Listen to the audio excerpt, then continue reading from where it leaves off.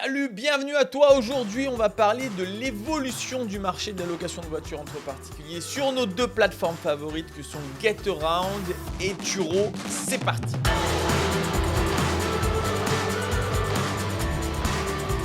Alors aujourd'hui, on va lire tout simplement un compte-rendu de GPT et je vais te partager un petit peu mes ressentis. Je pense que ça va être plus ludique de cette manière-là. Donc c'est parti. Je le découvre avec toi. Tout ce que j'ai tapé comme prompt, c'est parle-moi de l'évolution du marché de Getaround et Turo. Donc c'est actualisé en août 2025 pour voir un petit peu l'évolution du marché. Sur Getaround, on va commencer sur ça puisque tout le monde s'inquiète. Il y a le retrait du marché américain.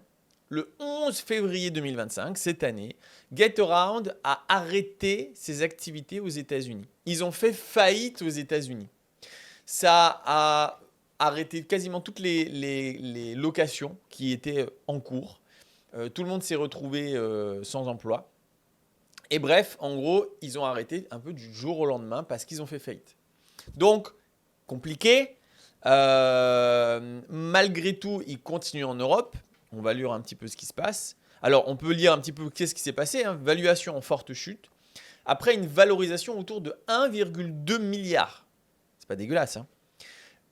Suite au projet donc de Getaround, la capitalisation, je recommence. La capitalisation de Getaround était retombée à environ 24 millions en 2024. Ça fait mal. Il y a vraiment une vraie chute de malade. En Europe, Getaround reste actif dans différents pays européens, dont la France, l'Allemagne, l'Espagne, le Royaume-Uni, la Norvège, le Pays-Bas, l'Autriche, la Belgique. On peut quand même penser qu'ils vont aussi se planter. L'intérêt des utilisateurs mesuré via le téléchargement d'applications demeure faible.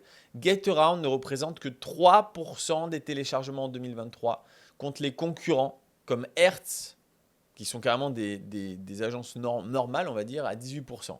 Donc, Getaround, malgré qu'on était à fond là-dessus, ils sont en train un peu de se casser la figure. Parlons maintenant de Turo. Alors, Turo, c'est pas du tout pareil. Turo, c'est une croissance et une performance financière très intéressante. Turo, qui a été fondé en 2009, il opère dans plusieurs marchés. Les États-Unis, le Canada, le Royaume-Uni, l'Australie et depuis peu, la France. En 2023, ça génère 880 millions de dollars. En 2024, 958 millions de dollars.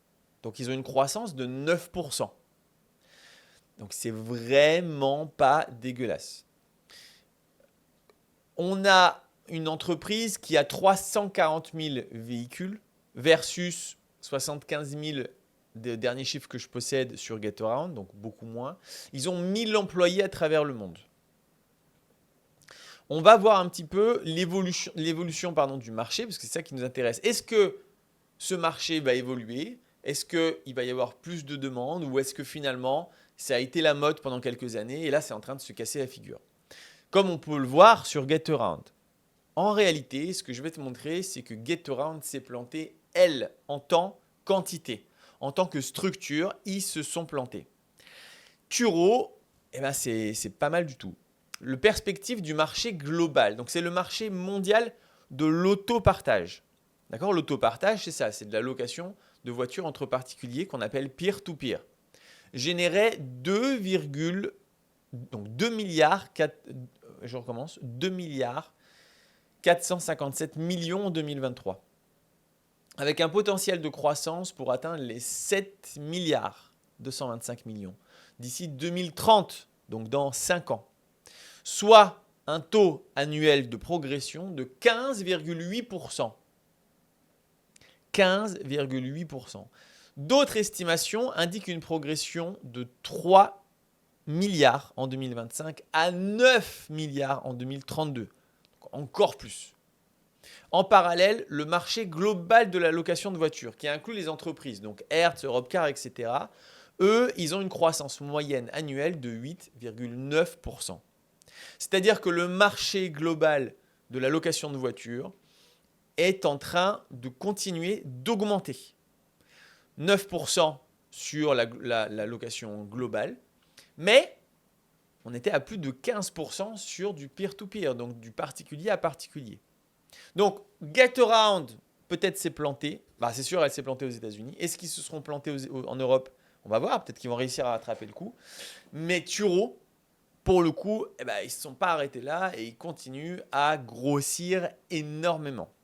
Donc, d'après toi, est-ce que c'est des signaux de marché qui s'écroulent ou au contraire, est-ce que ce sont des signaux de marché qui explosent à la hausse? 15% d'augmentation par an, c'est gigantesque. Et c'est pour ça qu'il ne faut pas que tu loupes ce coche. C'est-à-dire qu'on est encore qu'aux prémices. On a dit quoi? On était à 2 milliards maintenant. On sera à 9 milliards en 2030 de chiffre d'affaires. Ça veut dire on va faire encore x3, x4, plutôt x4 même. Donc c'est énorme. Donc il faut absolument que tu te lances dans la location de voitures entre particuliers parce que ça ne va faire que grossir et d'exploser. Et plus tu seras là tôt, plus tu auras le temps de développer ta flotte de voitures et plus tu seras un concurrent sérieux à tous ceux qui veulent se lancer dans 2, 3 ou 4 ans. Dimanche à 20h30 pour la toute dernière fois de l'année, je t'explique tout du business model de la location de voitures entre particuliers. Tout ce que tu as à faire, c'est t'inscrire gratuitement avec le lien qui est dans la description de cette vidéo. Dimanche 20h30, c'est un direct, un live. Je répondrai à toutes tes questions et surtout, on va voir toutes les étapes pour cartonner avec la location de voiture entre particuliers. Donc, inscris-toi, c'est gratuit. On se voit dimanche et on en parle vraiment parce que ce serait hyper dommage que tu passes à côté de ce marché qui est en très forte